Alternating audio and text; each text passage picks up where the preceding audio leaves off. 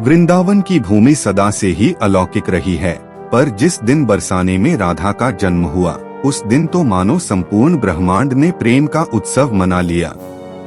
आकाश में बादल बिना बरसे ही शीतल छाया देने लगे, पक्षी मधुर राग गाने लगे और यमुना की लहरें स्वयं को सौभाग्यशाली मानने लगी।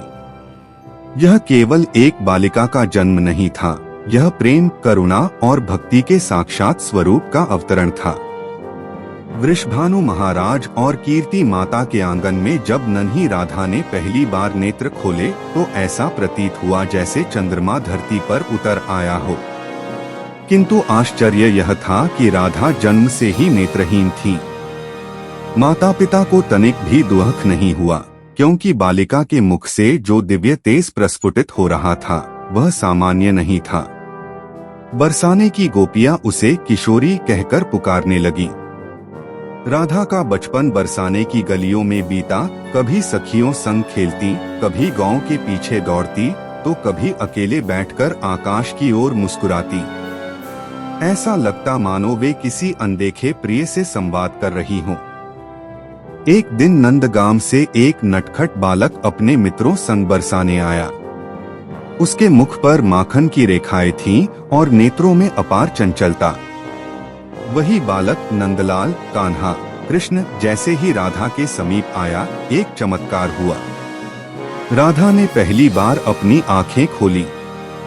उनकी दृष्टि सीधे कृष्ण के मुख पर ठहर गई। क्षण भर के लिए दोनों बालक बालिकाएं एक दूसरे को निहारते रहे। वह दृष्टि साधारण नहीं थी, वह युगों का परिचय थी। कीर्ति माता विस्मय में पड़ गईं। तभी किसी वृद्धा गोपी ने कहा, माता, यह बालक साधारण नहीं, यही तो राधा के नेत्रों का प्रकाश है। राधा बड़ी होने लगी। उनकी सखिया ललिता, विशाखा, चंपकलता सदैव उनके साथ रहती। सब मिलकर फूल तोड़ती, झूले डालती, गीत गाती। पर राधा की प्रत्येक लीला में एक अनकहा आकर्षण होता, कृष्ण की ओर। कभी सखिया शरारत से कहती, राधे, आज कान्हा नहीं आए, फिर भी तुम क्यों इतनी प्रसन्न हो? राधा मुस्कुरा देती, क्योंकि उनके हृदय में कृष्ण सदा विद्यमान रहते। एक दिन कृष्ण ने यशोदा मैया की आंख बचाकर माखन चुराया और बरसाने आ पहुंचे। सखियों ने मिलकर कृष्ण को घेर लिया। राधा ने नन्हे हाथों से मटकी पकड़ी और बोली, कान्हा, बिना पूछे माखन क्यों चुराते हो? कृष्ण ने बाल सुलभ चतुराई से कहा, अगर राधा जी मुझे दंड दें तो स्वीकार है।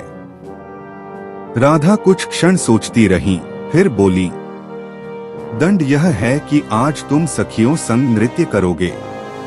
और उसी क्षण वृंदावन का आंगन नृत्य, हंसी और प्रेम से भर उठा। यह बाल लीला नहीं, अपितु रास का प्रथम बीज थी। राधा को यमुना तट अत्यंत प्रिय था। वे घंटों वहां बैठकर जल की लहरों से बातें करती। एक दिन कृष्ण ने शरारत से उनकी पायल छिपा ली। राधा बिना पायल के चल नहीं पा रही थी। सखिया हंसने लगी। राधा ने नेत्र झुकाकर कहा, जो मेरा है उसे लौटाओ। कृष्ण ने उत्तर दिया, जो मेरा है वही तुम्हारा है। यमुना की लहरें साक्षी थीं, यह बाल संवाद नहीं, आत्मा और परमात्मा का मिलन था। राधा केवल प्रेम की मूर्ति नहीं थी, वे करुणा की प्रतिमूर्ति भी थीं।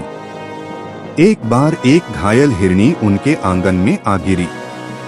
राधा ने स्वयं अपने आंचल से उसके घाव बांधे।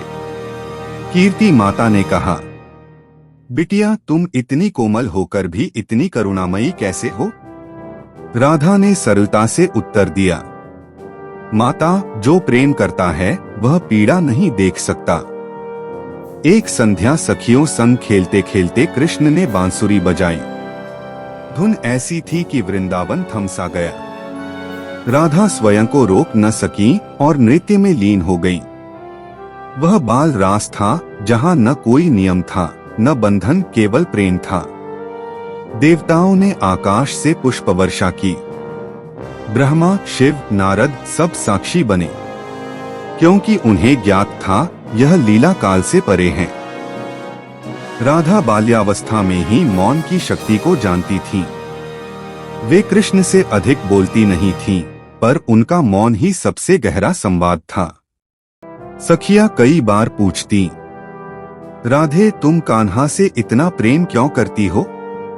राधा मुस्कुरा देती और कहती, क्योंकि प्रेम कारण नहीं पूछता।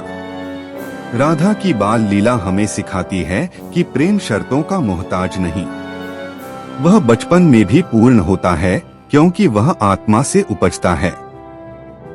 राधा केवल कृष्ण की प्रिय नहीं, वे भक्ति की सर्वोच्च अवस्था हैं। जहाँ राधा है वहाँ कृष्ण स्वयं खिंचे चले आते हैं। राधा की बाल लीलाएं हमें यह भी बताती हैं कि ईश्वर को पाने के लिए ज्ञान नहीं, निष्कपट प्रेम चाहिए, जैसा एक बालिका का प्रेम होता है।